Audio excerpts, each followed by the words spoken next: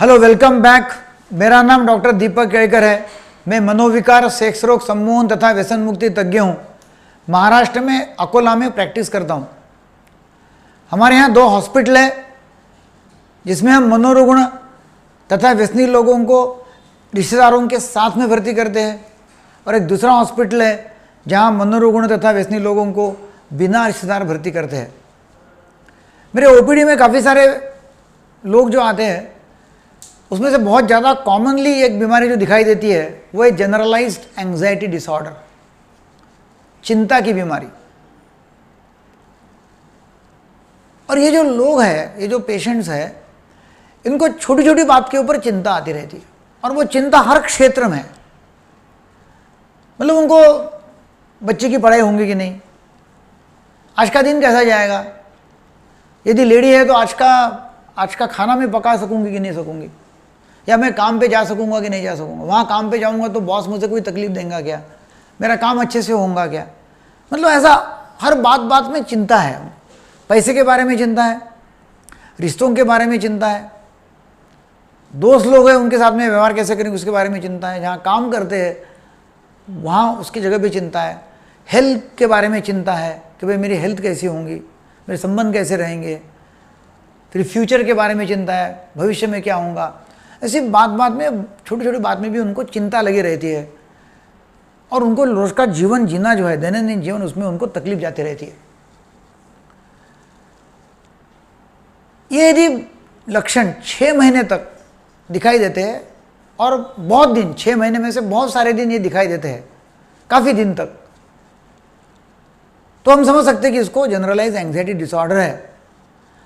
और मैं जो भी लक्षण बता रहा हूँ वो 6 में से कम 3 लक्षण होना जरूरी है 6 महीने के लिए, और 6 महीने मतलब 6 महीने में से काफ़ी सारे दिन, तो ये लक्षण दिखना जरूरी है। तो सबसे पहला लक्षण क्या है, 1 नंबर का, वो है बेचैन। ये लोग बहुत बेचैन रहते हैं, रेस्टलेसनेस।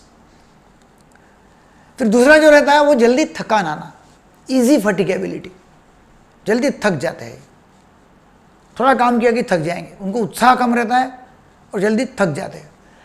तीसरा है कि एक जगह पे मन केंद्रित नहीं कर सकना, कंसंट्रेशन इशू, या ऐसा लगता है उनको कि अपना माइंड है वो ब्लैंक हो गया, खाली हो गया, अपना मन ब्लैंक हो गया, ऐसा होता है।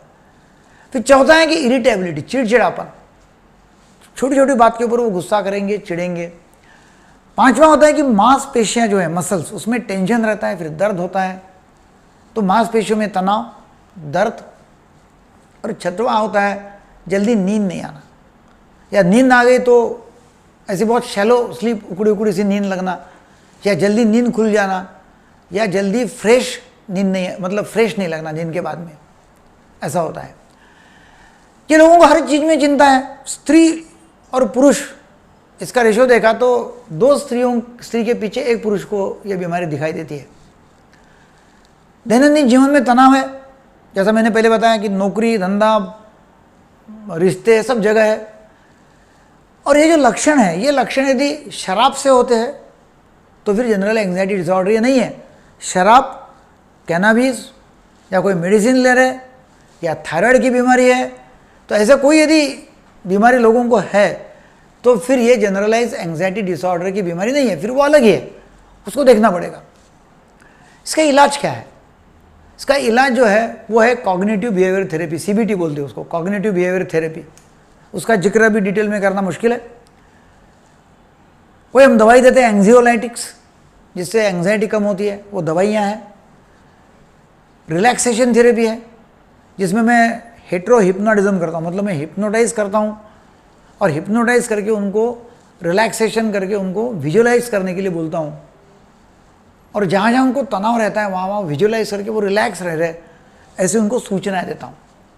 फिर हेट्रो हिप्नोटिज्म के बाद में सेल्फ हिप्नोटिज्म भी है, खुद को सेल्फ हिप्नोटाइज करना, स्वसम्मोहन, और उसके माध्यम से भी इसका इलाज होता है। और कॉग्निटिव बिहेवियर थेरेपी में होता है कि भाई उनको ये हम काउंसलिंग करते हैं कि भाई ऐसा टेंशन का कारण क्या है, क्या होगा, टेंशन है क्यों, अच्छा वर्ष कम वर्ष क्या होगा, बुरे से बुरा क्या होगा, इतनी चिंता क्यों है, किस बात की चिंता है, आपको हरदम जो फेलियर की चिंता लगी रहती है, कुछ तभी कम ज़्यादा हो जाएगा उसकी चिंता रहती है, मतलब होगा क्या, क्यों इतना टेंशन ले रहे हो? तो इसके बारे में चर्चा होती है, तो उनको ये समझ में आता है कि नहीं, मैं जो चिंता करता हूँ खामोखाब चिंता करता हूँ। तो कॉग्निटिव बिहेवियर थेरेपी और रिलैक्सेशन थेरेपी से बहुत फ़ायदा होता है। तुरंत यदि चाहिए तो मेडिसिन लिया तो उससे भी काफ़ी अच्छा फ़ायदा होता है। आपके संपर्क में काफ़ी लोग ऐसे होंगे कि जिनको ये बीमारी होंगी या जिनको ऐसी तकलीफ होंगी, मगर वो डॉक्टर के पास में जाते नहीं होंगे, साइकियाट्रिस्ट के पास में जाते नहीं होते। लोगों को लगता है कि भाई मैं क्या पागल हो गया, मैंने क्यों जाना साइकियाट्रिस्ट के पास में?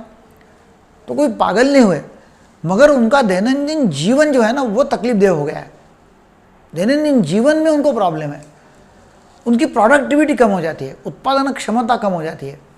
तो ये लोगों को यदि आप उनको इन्फॉर्म करते बताते हैं तो उनका जीवन अच्छा हो जाएगा। और हमारा जो मिशन है कि सबके लिए मानसिक स्वास्थ्य और व्यसन मुक्त भारत, उसमें आपका हाथ लग जाएगा। तो आप ज़्यादा से ज़्यादा लोगों को ये वायरल करो, शेयर करो ये वीडियो, आप सब्सक्राइब करो, घंटी के ऊपर प्रेस करके आप उसको लाइक करो, और घंटी के ऊपर आप प्रेस करेंगे तो मेरा इंटीमेशन जो है, नोटिफिकेशन आपको सबसे पहले आ जाएंगे और मेरे वीडियो आप सबसे पहले देख सकोगे। आपके फेसबुक के ऊपर, व्हाट्सएप के ग्रुप के ऊपर आप शेयर करो, और ये जो कार्य हमने लिया है उसमें आपका भी हाथ लगाओ। Thank you very much.